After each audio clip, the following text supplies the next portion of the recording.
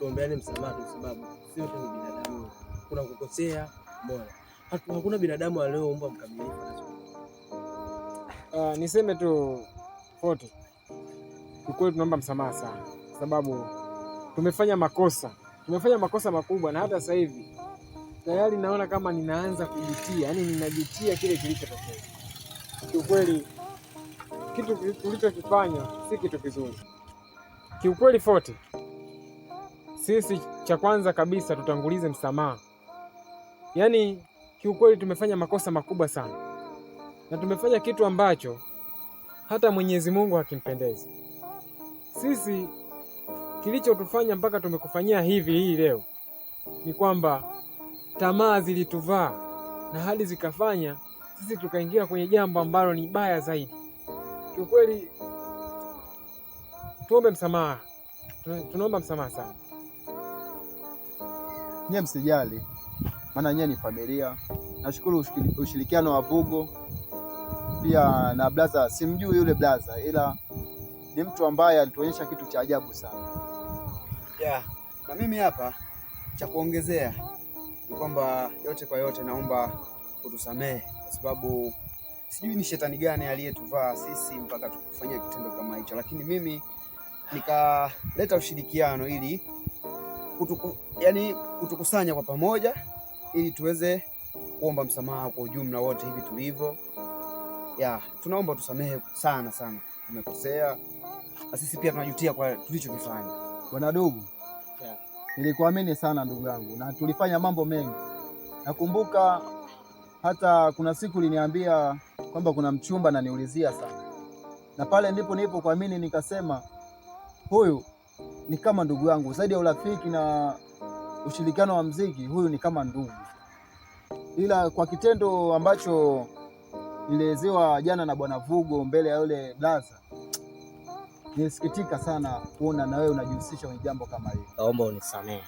Maana niliona ulivyoingia mtaani tulikuwa na majina, lakini tulivyoimba ile nyimbo majina yakapotea. Ukipita mtaani mademu hao wanakushobokea, ila sisi hatushobokei. Kwa tamaa ziliniponza mpaka kufanya mambo kama hayo. Unaweza nikaomba ukanisamehe. Wewe usijali, kwa sababu mimi mambo madogo madogo kama hayo nishasamehe, na ndio maana nimekubali kukutana na nyie hapa. Kimoja brother, sisi wote tunaimba muziki na isitoshe sisi wote ni binadamu. Kingine brother, mimi naomba ni kazi yetu. Sisi wote ni wana muziki, tunaimba muziki, tunafanya muziki. Umeona bwana? So si kuna kitu kama tamaa, kama alichoongea jamaa, tamaa. Yaani tamaa ya pesa. Unajua binadamu akishaona pesa basi, hata kama ni baba yako, aidha ni mama yako, ni nani, kama pesa hiyo ameiweka tu ana matumizi nayo. Najua kila pesa ina matumizi, lakini kama ana pesa nyingi zaidi lazima utaingiwa na tamaa. So si tulichotuponza ni tamaa. Ndio maana tukakufanyia namna hii hapa. Ndugu zangu, yote kwa yote tumeweza kumuomba msamaha jamaa yetu tuliyemfanyia mambo kadha kadha, lakini yote kwa yote naona tumefika hatima. Naombeni pia mnisamehe, naombeni radhi ndugu zangu watatu na wote ambao tuliokutana hapa. Nisamehe sana kwa kuwakutanisha hapa. Lengo na madhumuni ni kwamba tuombane misamaha kwa yale ambayo tuliokosana. Tunashukuru tumeweza kuzungumza na mwenzetu katuelewa. Sisi kama wanadamu tamaa zinatokea. Imetokea tumemfanyia kitendo kibaya, lakini mimi nikatumia hii idea, japo kisheria hairuhusiwi, lakini tumefika hatima. Mimi sina kinyongo na nyinyi.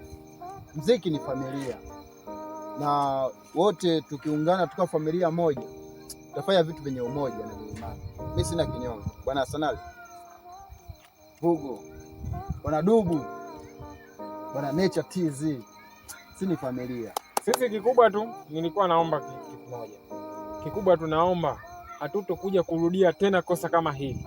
Tena na tena na tena. Tuko pamoja.